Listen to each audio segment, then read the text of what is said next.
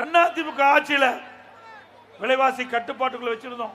நீங்க சிந்திச்சு பாருங்க, கொரோனா காலம், மக்களுக்கு வேலை கிடையாது. 11 மாதம் ரேஷன் கடையில அத்தியாவசிய பொருட்கள் விலை இல்லாம கொடுத்தோமா இல்லையா? அரசாங்கத்துக்கு வருமானம் இல்ல.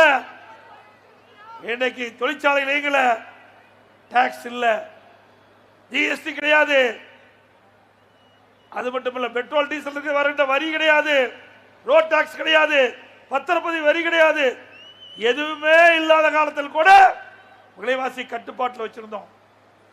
ஏழை மக்களுக்காக கொரோனா காலத்தில் பாதிக்கப்படக்கூடாது என்பதற்காக ரேஷன் கடையில் விலையில்லா பொருட்களை கொடுத்தோம். அது மட்டுமல்ல, கொரோனா காலத்தில் அம்மா உணவகத்தில் 3 வேளை சுட சுட ஏழை மக்களுக்கு உணவு அளித்த அரசாங்கம் இந்தியாவிலேயே அதிமுக அரசாங்கம். எந்த அரசாங்கமும் இப்படி காப்பாற்றியது கிடையாது. மக்களுக்கு ஒரு துன்பம் வருகின்ற பொழுது அதை சரியான முறையிலே கையாண்டு தீர்த்த ஒரே அரசாங்கம் இந்தியாவில் அதிமுக அரசாங்கம் தான்.